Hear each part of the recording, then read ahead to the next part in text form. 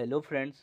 आज मैं 64वीं बीपीएससी 2019 का जीएस पेपर 2 का पॉलिटी का क्वेश्चन लेकर आपके समक्ष आया हूँ। क्वेश्चन है, भारतीय शासन में न्यायिक सक्रियता एक नवीन धारणा है। विवेचना कीजिए तथा न्यायिक सक्रियता के पक्ष और विपक्ष में दिए गए मुख्य तर्कों को स्पष्ट कीजिए। तो फ्रेंड्स, पहले हम लोग क्वेश्चन समझने का प्रयास करेंगे। क्वेश्चन में पूछा गया है कि जो न्यायिक सक्रियता है, जब भी जो हमारे न्यायालय हैं वो किसी में न्यायिक सक्रियता ले रहे हैं, कोई भी निर्णय ले रहे हैं, खुद से आकर के ले रहे हैं, उसे न्यायिक सक्रियता कहते हैं। वो एक नवीन अवधारणा है, तो हमको उसके बारे में सब कुछ बताना है। उसके बाद दूसरा क्वेश्चन इसमें पूछ रहा है कि जो न्यायिक सक्रियता जो न्यायालय कर रहे हैं उसके पक्ष में क्या है और विपक्ष में कौन कौन सा बात कार्य किए गए हैं, तो दोनों पर चर्चा करना है। तो फ्रेंड्स, इसका उत्तर लिखने से पहले हम लोग बता दें कि इसमें क्या क्या हम लोग लिख सकते हैं। सबसे पहले इसका पृष्ठभूमि को लिखेंगे, फिर थोड़ा सा इसमें इतिहास को दर्शाएंगे, फिर तीसरा बात कि न्यायिक सक्रियता होता क्या है उसके बारे में चर्चा करेंगे, फिर कुछ कुछ उदाहरण दे देंगे कि क्या क्या किया गया है न्यायिक सक्रियता में, केसेस के रूप में केसेस बता देंगे कि क्या क्या न्यायिक सक्रियता में किया गया है। उसके बाद हम लोग पक्ष की बात करेंगे, उसके बाद विपक्ष की बात करेंगे और लास्ट में निष्कर्ष की ओर चलेंगे। तो फ्रेंड्स, हम लोगों को इतना सब कुछ करना है तो नंबर बहुत ही अच्छे तरीके से मिलेंगे। चलिए अब स्टार्ट करते हैं। संवैधानिक दृष्टिकोण से भारत एक लोकतांत्रिक एवं कल्याणकारी देश है जिसमें न्यायपालिका की भूमिका एक सजग प्रहरी है। विगत कुछ वर्षों में न्यायपालिका द्वारा देश की राजनीति, प्रशासन एवं सामाजिक आर्थिक जीवन में व्याप्त सुस्ती, भ्रष्टाचार एवं अन्याय के निवारण हेतु अनेक निर्णय प्रेषित किए गए हैं। तो क्या हुआ कि जो कार्यपालिका और विधायिका कार्य कर रही है उसमें अगर सुस्ती आ गया, भ्रष्टाचार आ जाता है, अन्याय आता है, तो उसके निवारण के लिए क्या कर रहा है न्यायालय, उसमें हस्तक्षेप कर रहा है। न्यायालयों द्वारा जनहित में किए गए इन्हीं प्रयासों को न्यायिक सक्रियतावाद कहा जाता है। और जो न्यायालय ये सब कर रहा है, इसमें जो प्रयास कर रहे हैं, उसी को न्यायिक सक्रियतावाद कहते हैं। यह एक नवीन धारणा है तथा इस संदर्भ में न्यायपालिका ने सक्रियता दिखाते हुए जनहित से संबंधित अनेक निर्णय दिए गए हैं। तो फ्रेंड्स, इन्होंने क्या हुआ कि जो न्यायालय है उन्होंने बहुत सारे जो न्यायपालिका के सक्रियता को दिखाने के लिए बहुत सारे निर्णय लिए हैं, बहुत सारे ऐसे केस को निपटाए हुए हैं। अब चलते हैं इसका इतिहास के बारे में। न्यायिक सक्रियता की अवधारणा सर्वप्रथम अमेरिका में 20वीं शताब्दी में विकसित हुई, जबकि भारत में इसका प्रारंभ 1946 ईस्वी में माना जाता है तथा इसका श्रेय सर्वोच्च न्यायालय के भूतपूर्व मुख्य न्यायाधीश PN भगवती को जाता है। तो फ्रेंड्स, हमें पता होना चाहिए कि न्यायिक सक्रियता सबसे पहले कहाँ आया, अमेरिका में। भारत में कब आया, 1986 में। भारत में कौन लाया, जो भूतपूर्व मुख्य न्यायाधीश है, कौन है, PN भगवती, उन्होंने लाया। तो ये सब इतिहास है, तो हमको ये सब भी दर्शाना है। न्यायिक सक्रियता का आशय, अब हम लोग चलेंगे उसके डेफिनेशन में होता क्या है।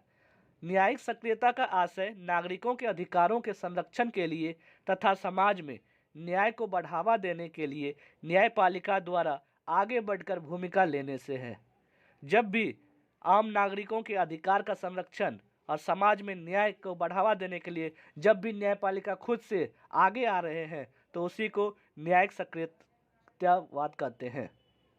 दूसरे शब्दों में इसका अर्थ है कि न्यायपालिका द्वारा निभाई जाने वाली वह सक्रिय भूमिका है जिसमें राज्य के अन्य अंगों, कौन कौन से अंग होते हैं, विधायिका एवं कार्यपालिका को उनके संवैधानिक कृत्य करने को बाध्य करते हैं। जब भी विधायिका और कार्यपालिका निरंकुश होने लगती है, तब उस पर अंकुश लगाने के लिए जब खुद वह न्यायालय सामने आ जाती है, तो उसी को क्या बोलते हैं, सक्रियतावाद कहते हैं, न्यायिक सक्रियतावाद कहते हैं। अब कुछ कुछ उदाहरण पे चर्चा कर लेते हैं। जैसे कि ताजमहल संरक्षण हेतु आगरा एवं मथुरा की औद्योगिक इकाइयों को नोटिस। दूसरा है दिल्ली महानगर पालिकाओं को सार्वजनिक वाहनों को CNG से चलाने हेतु निर्देश। तीसरा क्या कहा उन्होंने, गंगा के किनारे अथवा एवं दिल्ली में यमुना के किनारे पर अवस्थित आवासीय क्षेत्रों में चल रही फैक्ट्रियां एवं औद्योगिक इकाइयों को स्थानांतरण करने संबंधी निर्देश। चौथा, चुनाव सुधारों पर सरकार को कारण बताओ नोटिस। पांचवा मुख्य जो है, राजनीति में अपराधीकरण को रोकने की दिशा में निर्वाचन आयोग को आवश्यक दिशा निर्देश आदि न्यायिक सक्रियता के नवीन एवं ज्वलंत उदाहरण हैं।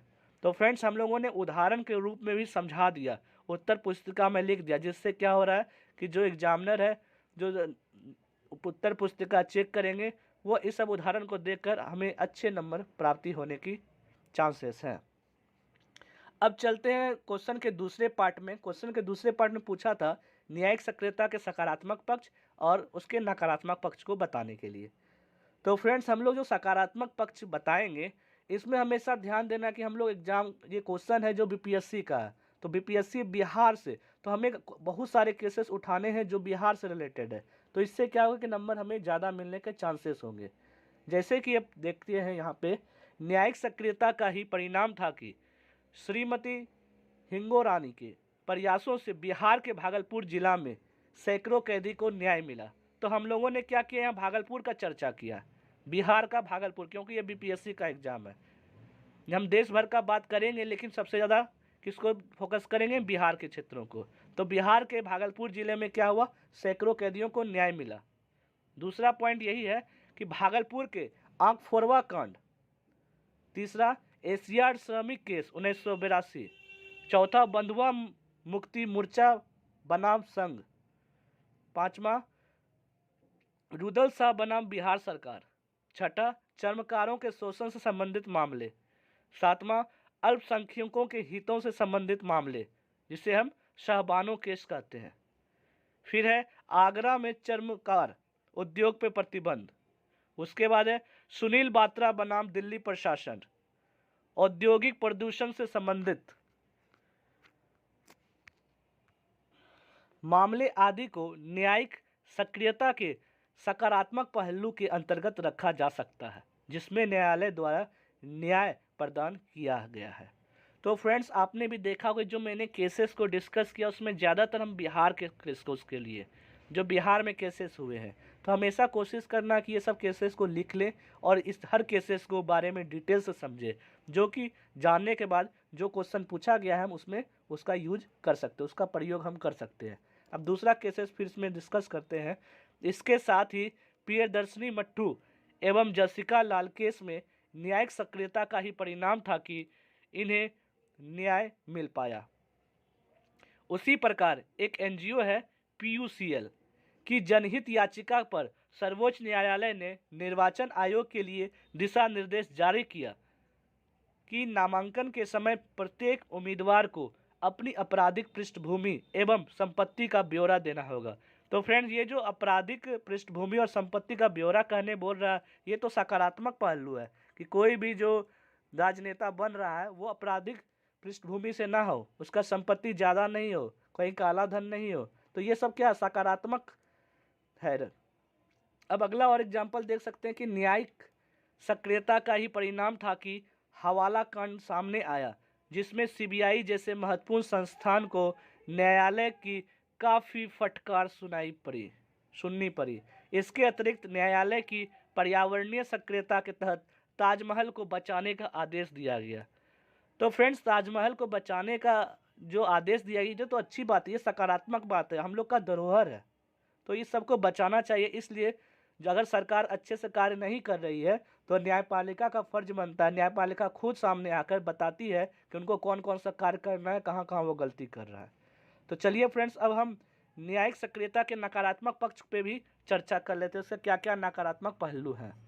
पहला है कि दिल्ली में एनजीए मामले में सीएनजी मामले में दिल्ली सरकार द्वारा सर्वोच्च न्यायालय के आदेश को विनम्रतापूर्वक इनकार कर दिया, क्योंकि इससे यातायात संबंधी समस्याएं आने थी, यातायात व्यवस्था ठप हो जाती और जनता क्रोधित होकर आंदोलन कर सकती थी। तो फ्रेंड, जो न्यायिक सक्रियता के नकारात्मक पहलू है, जो न्यायालय ने क्या किया कि सुनवाई कराई कि सीएनजी मामले कि सीएनजी से गाड़ी चलाओ, तो अचानक से तो ये नहीं होने वाले हैं ना, तो इसके लिए थोड़ा सा समय चाहिए, इसको समय लगना चाहिए। तो अचानक से करने पर दिल्ली सरकार क्या किया कि इनके विनम्रतापूर्वक इनकार कर दिया। उन्होंने बताया कि यातायात संबंधी समस्याएं आ जाएगी, यातायात व्यवस्था क्या हो जाएगा, ठप हो जाएगा और जनता क्रोधित होकर आंदोलन ही करेगी। उसके अलावा कावेरी जल विवाद है के मामले में भी कर्नाटक के तत्कालीन मुख्यमंत्री जो DSM कृष्ण है ने न्यायालय के आदेशों को विनम्रतापूर्वक अस्वीकार कर दिया। तो वहाँ पे भी अस्वीकार किया। तीसरा पॉइंट क्या कर सकते हैं नकारात्मक में, यमुना मैली से निर्मल यमुना कायाकल्प योजना मामले में बिना किसी वैकल्पिक व्यवस्था सुझाए झुग्गी झोपड़ी गिराने का आदेश दिया जाना। एवं अब क्या हो रहा है फ्रेंड्स, क्या बोल रहा है, यमुना मैली से निर्मल यमुना कायाकल्प योजना मतलब उसे साफ करना, ये अच्छी पहल है, लेकिन जहाँ पे उसके अगल बगल जो झुग्गी झोपड़ी में रह रहे हैं उसको भी तो वैकल्पिक जगह मिलना चाहिए कि कहाँ रहेंगे वो। अब अचानक कहेंगे कि उन्हें हटा दो, हटा के कहाँ जाएंगे, तो इसलिए ये भी क्या हो गया कि नकारात्मक हो गया पहलू है। उसी प्रकार क्या है कि एक अन्य मामले में न्यायालय द्वारा एक वकील के कार्यालय को ही प्रदूषित घोषित कर दिया जाना भी न्यायालय की अति सक्रियता को दिखाता है। तो क्या दिखा रहा है, एक अति सक्रिय हो गया, मतलब कोई भी सक्रिय है ठीक है, लेकिन उसमें समय भी देना पड़ेगा ना। अगर चाहेंगे कि अचानक हो जाए तो अचानक कैसे कोई कर लेगा। तो दिल्ली में अतिक्रमण मामले में भी तत्कालीन मुख्य न्यायमूर्ति श्री सब्बलवाल की भूमिका की काफ़ी आलोचना हुई थी। तो अचानक बोला कि अतिक्रमण करो, सब कुछ खाली करो, तो अतिक्रमण करना ठीक है, लेकिन उसे समय दीजिएगा कि 10 दिन 15 दिन की आप जाइए, सामान खाली कर दीजिए, नहीं तो अतिक्रमण होगा, खुद खाली कर दिए नहीं तो ज़बरदस्ती कराएंगे तो ना होता है। अब अचानक आया बुलडोजर चढ़ा दिया, वैसे तो नहीं होगा। ये क्या हो गया, अति सक्रियता हो गया, अति सक्रियतावाद है, ये नकारात्मक पक्ष है। अतः स्पष्ट है कि न्यायालय द्वारा पूर्व में की गई ऐसे निर्णय दिए गए जिसमें न्यायपालिका तथा विधायिका एवं कार्यपालिका आमने सामने आ जाती है, जो अति न्यायिक सक्रियता के परिचालक है। तो फ्रेंड्स बात यहाँ पे ये हो गया कि इससे हम लोग यही समझे नकारात्मक पक्ष से कि न्यायालय है, इधर न्यायपालिका है, उधर विधायिका, इधर कार्यपालिका है। अगर विधायिका कार्यपालिका गलती कर रहा है तो न्यायपालिका उस पर अंकुश लगा सकती है, लेकिन कभी कभी न्यायपालिका जबरदस्ती थोपने का कोशिश करेगा तो यहाँ पे क्या हो जाता है कि अति न्यायिक सक्रियता का परिचालक हो जाता है। लोग आमने सामने आ जाते हैं और उनका बात का अनुपालन करते नहीं पालन करना चाहते हैं। तो अब हम लोग निष्कर्ष की ओर चलेंगे और बताएंगे कि उपयुक्त विवरणों से स्पष्ट हो जाता है कि न्यायिक सक्रियता एक नवीन धारणा है, भारत के संदर्भ में है, परंतु यह नहीं कहा जा सकता है कि न्यायपालिका द्वारा शासन संचालन से संबंधित दिए गए निर्देश लोकतंत्र के विरुद्ध है अथवा लोकतंत्र पर आघात है। तो हम लोग ये इसका नकारात्मक पक्ष जो है वो उतना ज़्यादा सिद्ध कर नहीं है।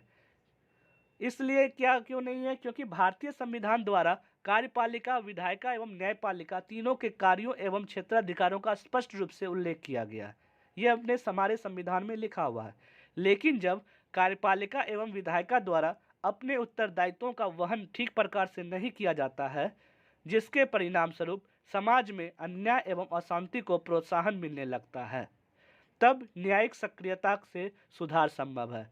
जब कार्यपालिका और विधायिका निरंकुश हो जाए तब उस पर अंकुश लगाने के लिए न्याय सक्रियतावाद जो है इस पर अमल करना चाहिए, न्यायपालिका को सामना आना चाहिए। तो ऐसे में क्या होगा, कि ऐसे में न्याय सक्रियता लोकतंत्र के प्रति जनसाधारण के विश्वास को बल प्रदान करती है।